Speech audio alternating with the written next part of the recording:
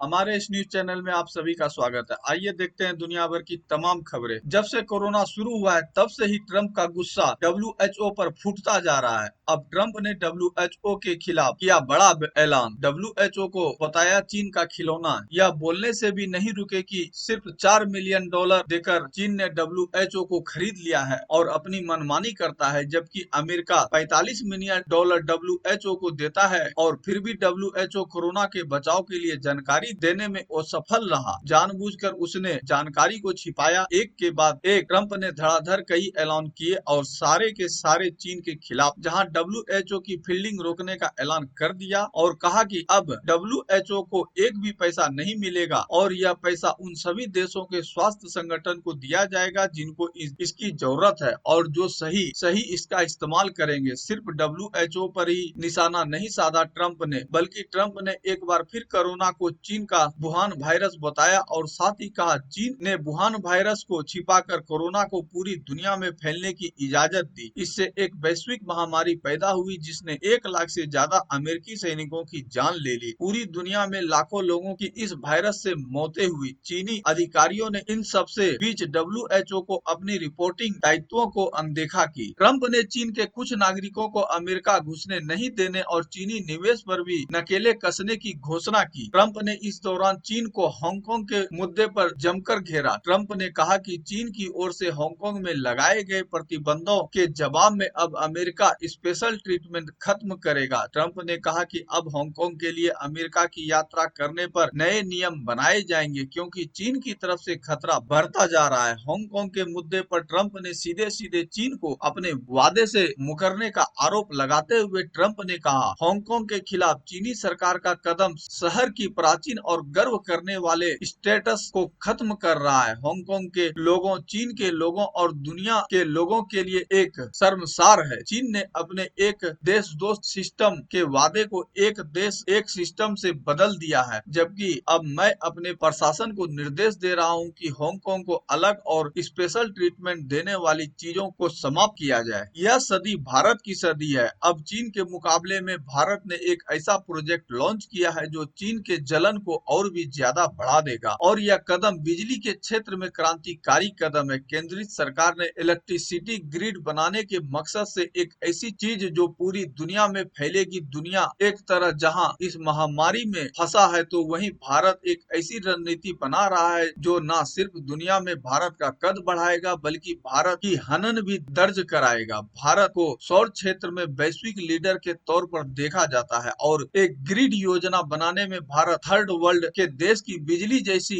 सबसे बुनियादी मांगों को पूरा करेगा। इससे न सिर्फ भारत का उन देशों पर प्रभाव पड़ेगा बल्कि चीन के बढ़ते प्रभावों को भी कम किया जा सकेगा। इसके अलावा अफ्रीकी देशों और दुनिया के अन्य क्षेत्रों में चीनी प्रभाव भी कम होगा। इस योजना का नाम है one sun one world one grid, जिसके तहत अब भारत अपने देश की सीमाओं से बाहर निकलकर पूरी दुनिया को और ऊर्जा आपूर्ति के लिए जोड़ेगा। OSOWAOG मंत्र के पीछे की सोच सूर्य के सभी ना डूबने पर आधारित है। सूर्य 24 घंटे विश्व के किसी न किसी कोने में चमकता ही रहता है। रिक्वेस्ट ऑफ पर्सनल के मुताबिक भारत द्वारा प्रस्तावित सोलर ग्रिड 2 जोन में बांटा जाएगा। पहला ईस्ट जोन जिसमें म्यांमार, वियतनाम, थाईलैंड, लाओ, कंबोडिया जैसे देश शामिल होंगे। वहीं दूसरा वेस्ट जोन होगा जिसमें मिडिल ईस्ट और अफ्रीका क्षेत्र के देशों को एक ग्रिड से जोड़ा जाएगा। यहाँ यह समझने वाली बात यह है कि भारत ने थर्ड वर्ल्ड देशों में बिजली की कमी को देखा है और उसे पूरा करने का एक बेहतरीन प्लान बनाया है जिससे उन देशों की बुनियादी जरूरत पूरी होगी और वे भारत के प्रति आभारी होंगे। इस योजना से भारत का उद्देश्य गरीब अफ्रीकी देशों द्वारा युद्ध से जुड़ते खाड़ी के देशों जैसे यमन और इराक को बिजली उपलब्ध कराना है। चीन के खिलाफ जिस तरह से भावना बढ़ रही है वैसी स्थिति में भारत का स्थान और महत्वपूर्ण हो जाता है। भारत की यह योजना चीन की